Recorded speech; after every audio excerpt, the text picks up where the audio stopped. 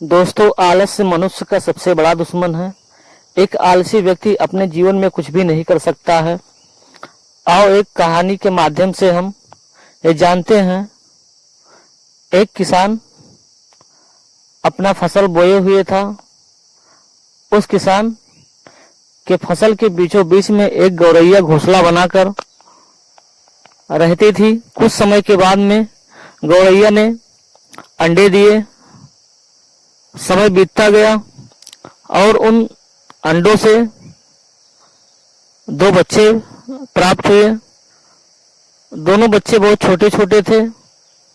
गौरैया दिन में अपने बच्चों के लिए भोजन इकट्ठा करने के लिए चली जाती थी और दोनों बच्चे घोंसले में रहते थे।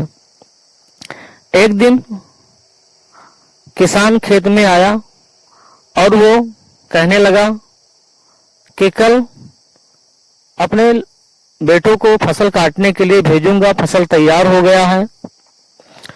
इस तरह से किसान कह के चला जाता है। गौरैया के बच्चे सुनते हैं। शाम को जब गौरैया आती है तो उसके बच्चे बहुत डरे हुए रहते हैं। वो कहते हैं कि आज किसान आया था, कल अपने बेटों को फसल काटने के लिए भेजेगा। तो गौरैया कहती है कि परेशान मत होइए, कल फसल काटने के लिए कोई नहीं आएगा। और जब कल हुआ तो वही हुआ, कोई फसल काटने के लिए नहीं आया। इस तरह से फिर 4 दिन के बाद में किसान आया और कहा कि कल मजदूरों को फसल काटने के लिए भेजूंगा। फिर बच्चों ने सुना। फिर गौरैया शाम को आई तो गौरैया के बच्चों ने कहा कि किसान फिर आया था और कल मजदूरों को भेजेगा। तो गौरैया ने कहा कि कोई नहीं आएगा, कल भी आप लोग निश्चिंत रहिए। ऐसे दिन बीतता गया। कुछ समय के बाद में किसान आया और कहा कि अब मैं स्वयं ही खुद कल फसल काटने के लिए आऊंगा।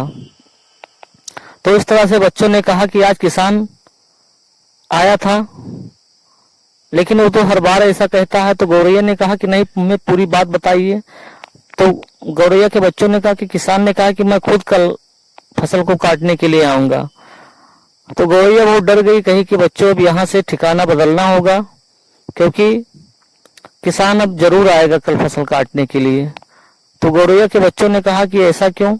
अभी तक तो उसने कई बार कहा, लेकिन उन्होंने कहा, गौरैया ने कहा कि देखिए, पहले उसने कहा था कि बेटों को भेजूंगा, उसके बाद में कहा कि मजदूरों को भेजूंगा, लेकिन अब वो कह रहा है कि मैं स्वयं फसल काटने के लिए आऊंगा, तो वो अवश्य आएगा।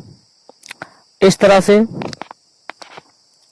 वो फसल काटने के लिए आता है। उसके पहले ही तब तक गौरैया के बच्चे भी उड़ने लायक हो गए थे और गौरैया अपने बच्चों के संग उड़ जाती है और अलग अपना घोंसला बना लेती है। इस तरह से दोस्तों, अभी तक किसान पर अधीन था, दूसरों के ऊपर अधीन था। पहले तो अपने बेटों के ऊपर अधीन था कि हमारे बेटे फसल काटेंगे, लेकिन वो नहीं आए। उसके बाद में किसान फिर मजदूरों के अधीन हुआ कि मजदूर हमारा फसल काटेंगे। मजदूरों के ऊपर भी रहकर, अधीन रहकर मजदूर भी नहीं आए। इस तरह से किसान ने जब देखा कि किसी दूसरे के अधीन होने पर काम नहीं होता है, तो किसान ने स्वाधीन, अपने अधीन काम करने के लिए ठाना और स्वयं अपना काम करने के लिए सोचा। और जब किसान स्वयं अपना फसल काटने के लिए राजी हुआ तो फसल काटना शुरू हो गया। दरअसल जब इंसान कोई भी काम जब तक दूसरों पर टालता है, तब तक वो काम टलता रहता है।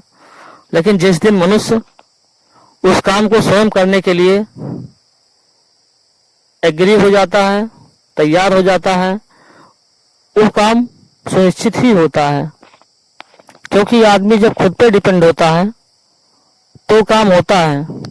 जब तक मनुष्य दूसरे पर अपने कामों को टालता है, चाहे वो अपने बच्चों पर हो, अपने परिवार पर हो या मजदूरों पर हो, तो वो काम कभी पूरा नहीं होता है।